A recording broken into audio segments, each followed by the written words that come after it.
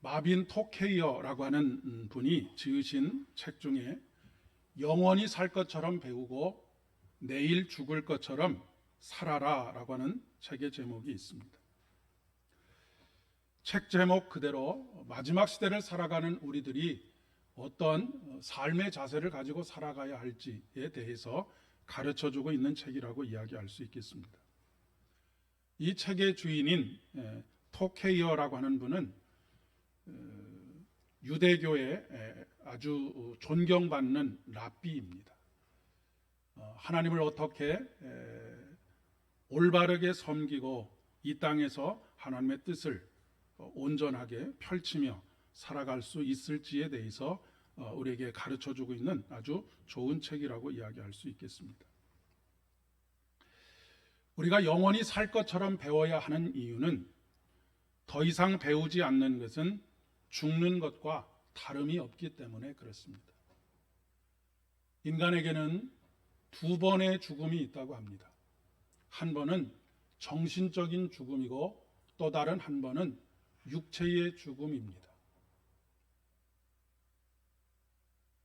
정신적인 죽음이라고 하는 것은 나이가 많고 적음에 있는 것이 아닙니다. 그것과 상관없이 내가 누구인지, 내가 해야 할 역할이 무엇인지, 그리고 어떻게 살아가야 할지에 대해서 생각하고 판단하고 실행하려고 하는 목표나 비전이 없이 살아가는 사람, 이 사람을 정신적인 죽음에 이른 사람이다라고 그렇게 이야기를 합니다. 그렇기 때문에 우리들은 이 땅을 살아가면서 이런 정신적인 죽음을 경험하지 않고 살아가기 위해서는 매일매일 영원히 살 것처럼 배워야 한다라고 하는 것이죠. 여기서 배운다라고 하는 것은 단순히 학교를 가거나 어떤 책을 읽거나라고 하는 것만 의미하는 것은 아닙니다. 모든 것에 나를 열어놓고 항상 배우려고 하는 자세, 받아들이려고 하는 자세가 필요하다라고 하는 것을 말하는 것이죠. 반면 내일 죽을 것처럼 살아라라고 하는 말은 매일매일을 우리 삶의 맨 마지막 날인 것처럼 살아가라라고 하는 이야기입니다.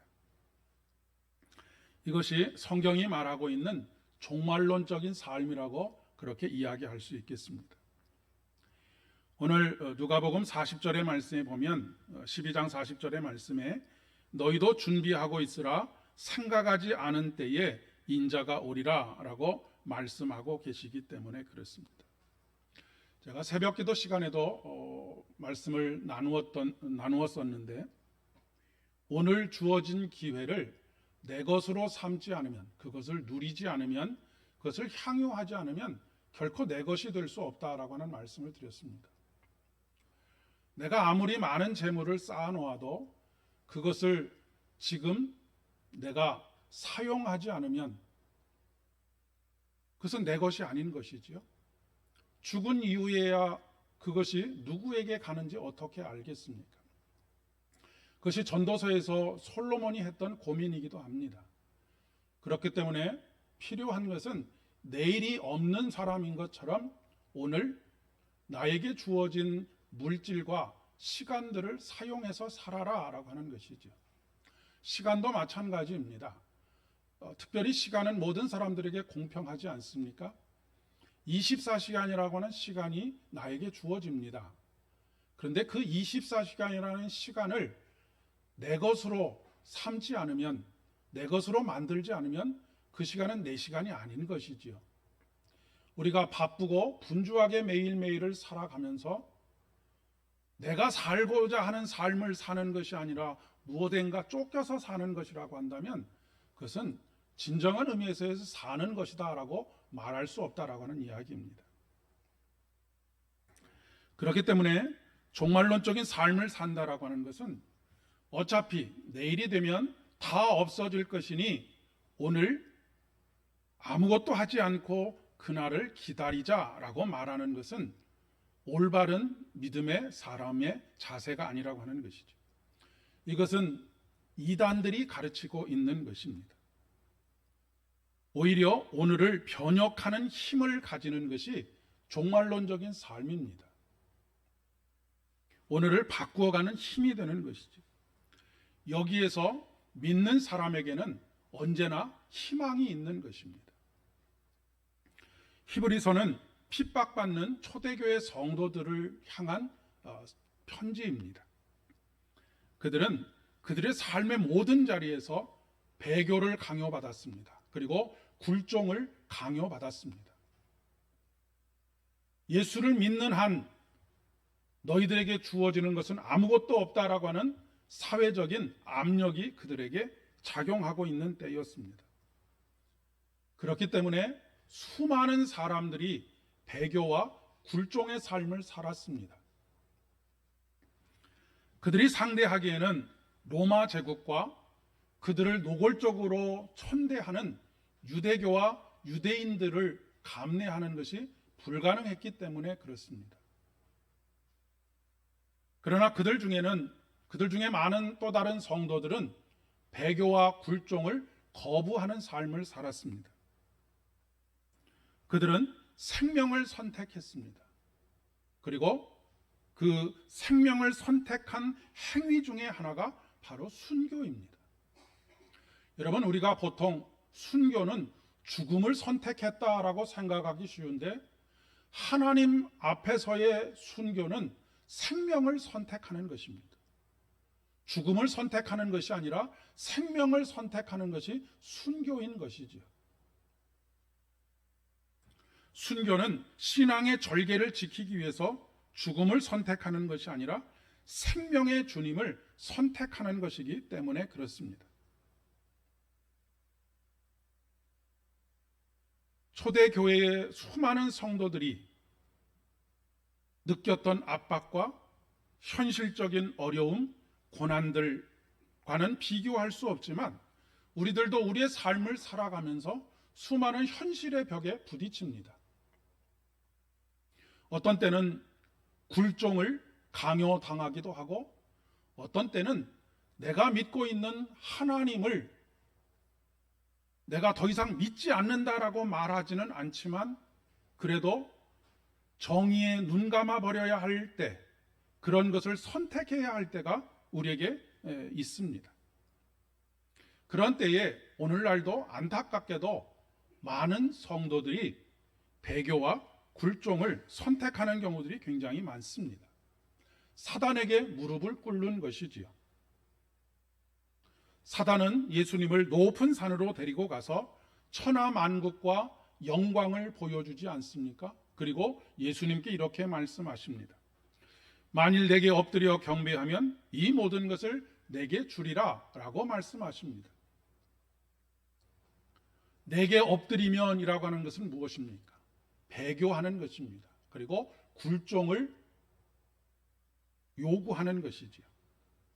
그런데 예수님께서는 그 극한의 상황 속에서도 사단아 물러가라, 기록되었을 때 주 너의 하나님께 경배하고 다만 그를 섬기라 하였느니라 라고 선언하고 계십니다. 히브리서 11장을 보통 우리가 믿음장이라고 그렇게 부릅니다. 믿음으로 살아간 사람들의 이야기를 우리에게 전해주고 있기 때문에 그렇습니다. 히브리서가 왜 특별히 믿음의 사람들의 이야기를 전해주고 있겠습니까? 앞에서 말씀드린 것처럼 히브리인들, 흩어진 유대인들을 위하여서 박해를 피해서 흩어진 그 유대인들을 위하여서 위로와 소망, 그리고 믿음의 사람들은 이렇게 살았다라고 하는 것을 이야기해 줌으로 말미암아서 그들이 현실에 무릎 꿇지 않고 굴종하는 삶을 살지 않고 배교하는 삶을 살지 않고 그들이 믿음 위에 굳게 서는 삶을 살아가도록 하기 위해서 이 히브리서를 쓴 것이라고 이야기할 수 있겠습니다. 근데 여기서 중요한 것은 무엇을 믿느냐 하는 것입니다. 대부분의 사람들은 넓은 길을 선택합니다. 하지만 예수님께서 우리에게 말씀하셨듯이 믿음의 길은, 그리고 생명의 길은 좁고 험한 길입니다. 우리가 걸어가야 할 길은 믿음으로만 가야 하는 길이지요. 우리가 어떤 물건을 살 때에도 싸고 좋은 물건을 사려고 하지요. 그러나 여러분, 이 세상에 싸고 좋은 물건은 없습니다. 그런데 좋은 물건을 싸게 파는 경우는 있지요. 그 말이 그 말인 것 같으실지도 모르겠습니다. 우리 신앙의 길에 있어서 넓은 생명의 길은 존재하지 않습니다. 그러나 생명의 길을 우리가 기쁨으로 걸어갈 수는 있다라고 그렇게 말씀드릴 수 있겠습니다. 좁은 길을 기쁨으로 걸어갈 수 있는 것, 이것이 바로 믿음의 길이다라고 하는 것을 말씀하고 있는 것이죠.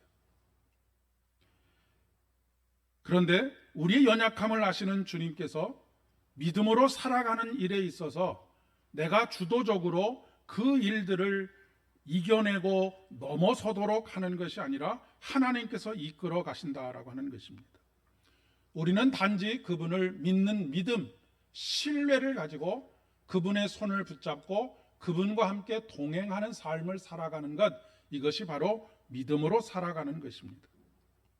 그렇기 때문에 히브리서 11장에 나와 있는 믿음의 사람들은 그들이 능력이 있기 때문에 그 길을 걸어갈 수 있었던 것이 아니고 그들이 순종하는 사람들이었기 때문에 그 길을 걸어갈 수 있었던 것입니다. 그 이야기는 이 믿음의 사람들은 능력을 칭송받을 수 있는 사람들이 아니고 그들의 순종에 칭찬을 돌려야 하는 사람들이다라고 할 수 있는 것이죠. 믿음의 사람들은 깨어있는 사람들입니다. 깨어있다라고 하는 것은 어떤 것을 의미하는 것일까요? 성경의 말씀을 우리가 추상적으로만 이렇게 받아들이게 되면 굉장히 막연하게 느껴지고 현실감 있게 느껴지지 않습니다.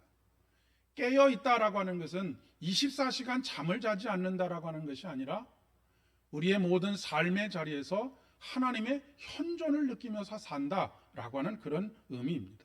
하나님의 현존하면 어려운 말인 것 같지만 하나님의 현존이라고 하는 것은 하나님께서 내 삶의 모든 자리에 함께 하신다라고 하는 그런 것을 경험한다라고 하는 의미입니다. 오늘 설교 후에 성만찬 예식이 있을 예정입니다. 성만찬 예식은 하나님을 눈으로 보는 것입니다. 그리고 손으로 만지는 것입니다. 반면에 설교는 하나님을 귀로 듣는 것이죠. 사도 요한은 그 하나님을 어떻게 경험했다라고 고백하느냐면 내가 눈으로 본 바요, 귀로 들은 바요, 손으로 만진 바라라고 그렇게 말씀하고 있습니다. 그러니까 우리의 삶의 모든 자리에서 하나님께서 함께 하신다는 것을 경험할 수 있지만 그 무엇보다도 가시적으로 허상이 아니라 실상으로 우리가 경험할 수 있는 자리가 예배의 자리라고 하는 것입니다.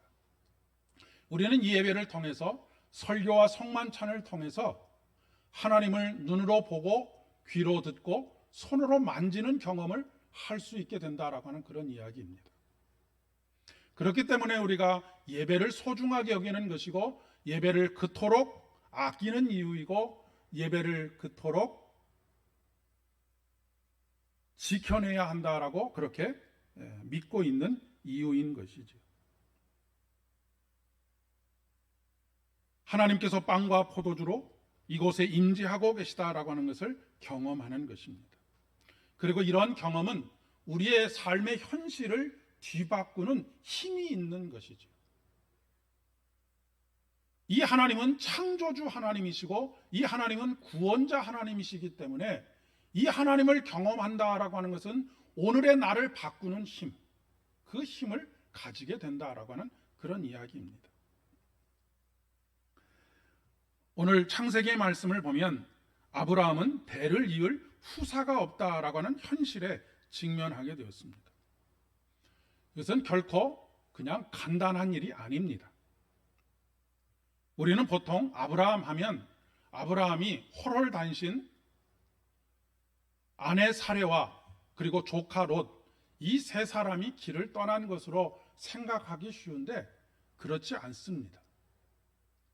아브라함은 단촐하게 세 사람만 길을 떠났던 것이 아니고, 여러분이 잘 아시는 것처럼 조카 롯이 잡혀갔을 때 집에서 길리운, 집에서 훈련한 318명의 병사들이 있었다라고 하는 것을 우리에게 말씀해 주고 있지 않습니까? 잘 훈련된 병사가 318명이라고 한다면 한 사람이 이루는 가구 수만, 한 사람이 이루고 있는 가족만 생각해도, 한 가구에 4명만 생각해도 전체는 1300명 정도가 되는 아주 큰 무리를 이끌고 있다라고 하는 것을 볼 수가 있습니다.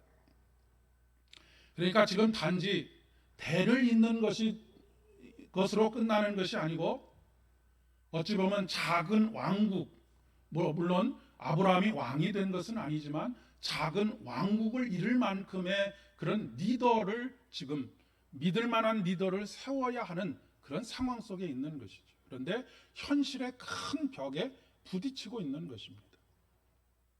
엘리에셀은 단순히 우리가 생각하는 종이 아니라 아브라함이 이루고 있는 공동체에서 잘 훈련된, 그리고 아브라함이 가장 믿을 만한 동지이고 비전을 함께하는 사람이라고 또 이야기할 수 있겠습니다.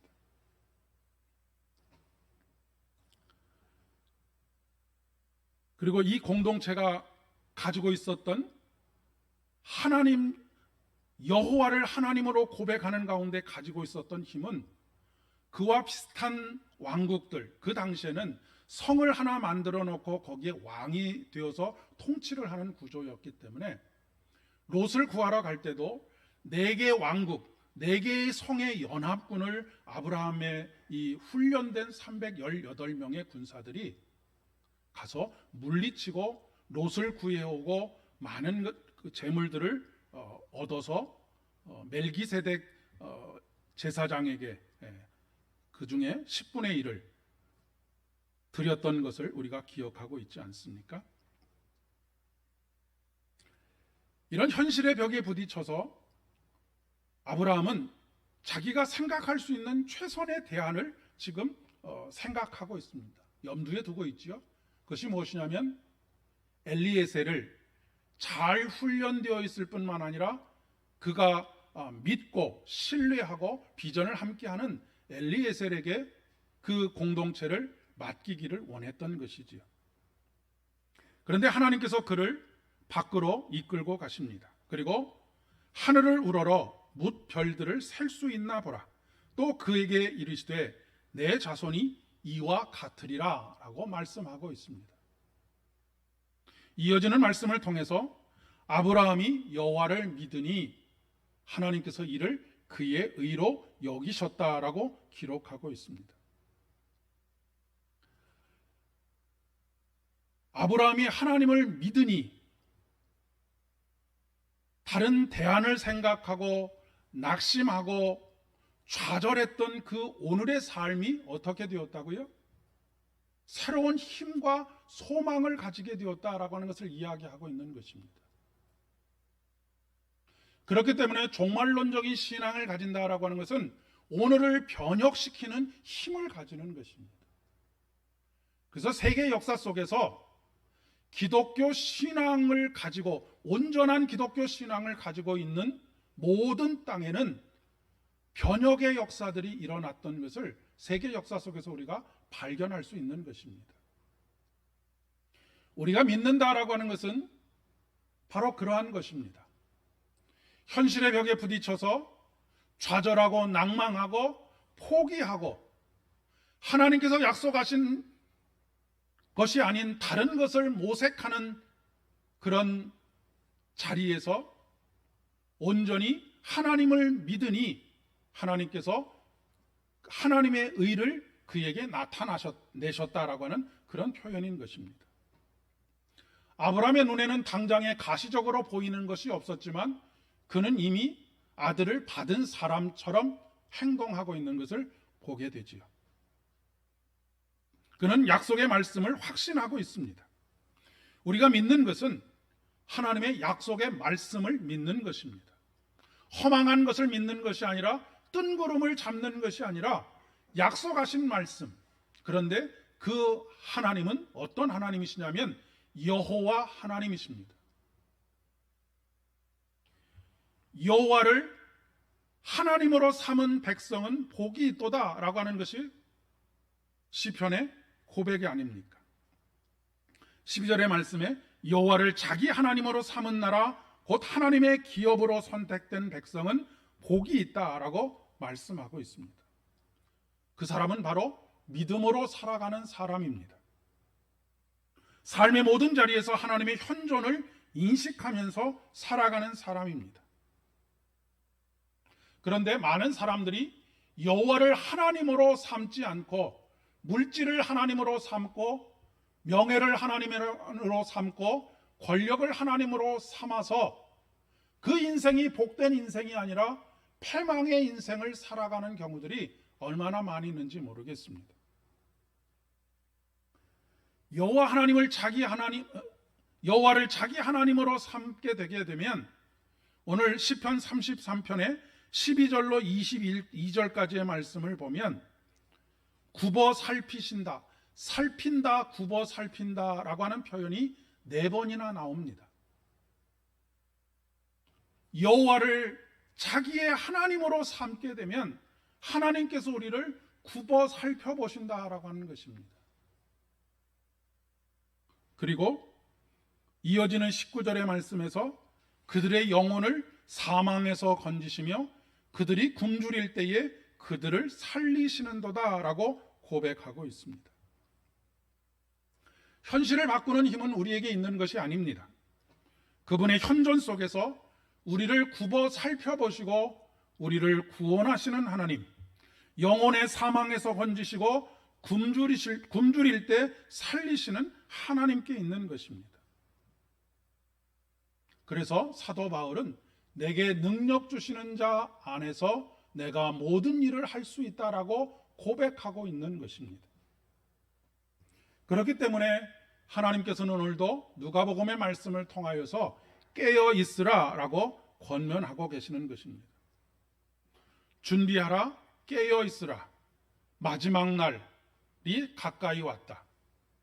많은 사람들이 이 말씀에 대해서 두려움을 가집니다. 공포심을 가집니다. 그러나 여러분, 이 말씀은, 종말에 대한 말씀은 우리 마음속에 불안과 공포심을 불러일으켜서 우리를 옴짝달싹 못하도록 만들려고 하시는 말씀이 아니라고 하는 것을 기억하실 필요가 있습니다.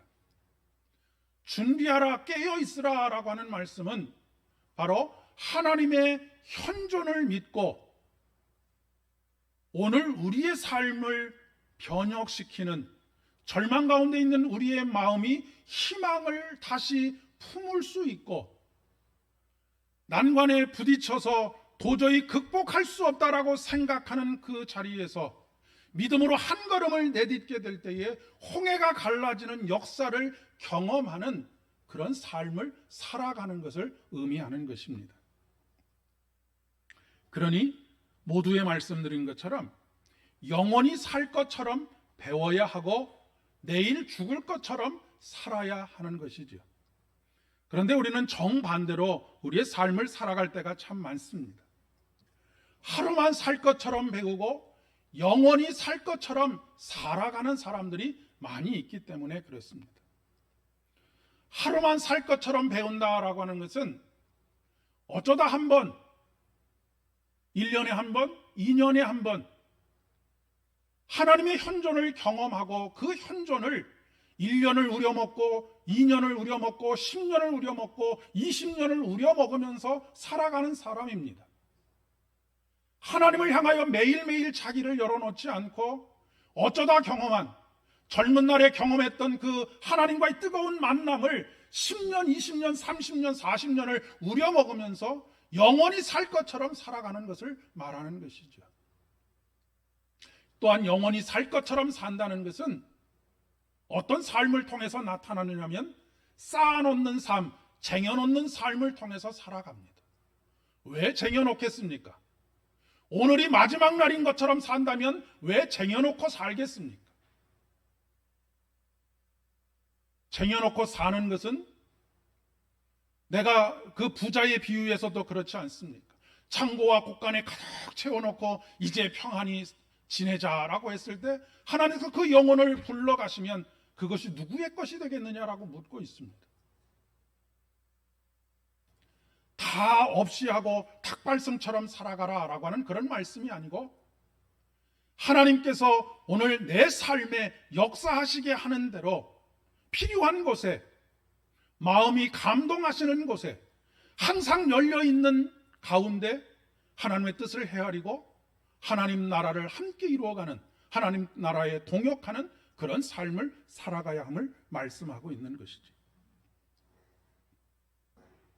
우리가 매일 믿음 하면서 믿음에 실패하는 이유가 바로 여기 있습니다.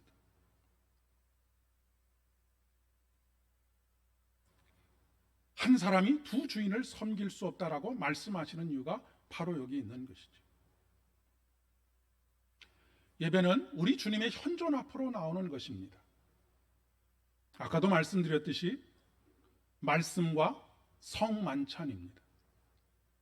지금은 편의상 개신교에서는 성만찬을 우리처럼 한 달에 한 번 하거나 아니면 어떤 경우는 1년에 4번 정도만 하는 경우도 있는데, 실질적으로 초대교회의 예배는 말씀과 성만찬이 매 주일 있었습니다. 그 말씀과 성만찬을 통해서 하나님을 눈으로 보고 귀로 듣고 손으로 만지는 경험들을 하게 되었고, 그들이 겪고 있는 현실의 고난 속에서도 그들이 그것을 견뎌내는 힘이 있게 되었고, 절망할 수밖에 없는 상황 속에서도 소망을 고백할 수 있는 그런 삶을 살았던 것이죠. 그리고 그들은 결코 죽음을 선택하는 것이 아니라 생명을 선택함으로 순교의 길을 걸어갔던 것입니다. 오늘도 이 자리에 임재하셔서 우리의 허상이 아니라 우리의 눈으로 보고 귀로 듣고 손으로 만진 바가 되는 우리 주님의 현존을 경험함으로 이번 한 주간 여러분의 삶에서 경험하게 되는 현실적인 벽과 마음에 요동치는 여러 가지 좋지 않은 생각들, 이런 것들을 이겨낼 수 있는 힘과 능력을 얻는 복된 시간이 되실 수 있기를 바랍니다. 믿음은 단지 인간의 감정적인 거나 심리적인 어떤 현상이 아닙니다. 믿음은 하나님의 현존을 경험하고 우리의 현실을, 오늘을 바꿔가는 그런 삶을 살아가는 것이죠. 오늘도 약속의 말씀을 우리가 들었으니 이 일주일의 삶 속에서 온전히 약속의 말씀대로 살아가시는 저와 여러분 되실 수 있기를 진심으로 축복합니다. 기도하겠습니다. 은혜가 풍성하신 참 좋으신 아버지 하나님, 감사드립니다. 오늘도 주님을 눈으로 보고 귀로 듣고 손으로 만진 바 되는 참으로 복된 시간 되게 하여 주셨사오니, 일주일의 모든 삶 속에서 이 하나님을 다시 기억하고 생각하며 묵상하는 가운데 우리의 현실을 바꿔가시고 소망으로 춤추게 하시는 우리 주님을 찬양할 수 있도록 도와주시옵소서. 예수님의 이름으로 기도드립니다. 아멘.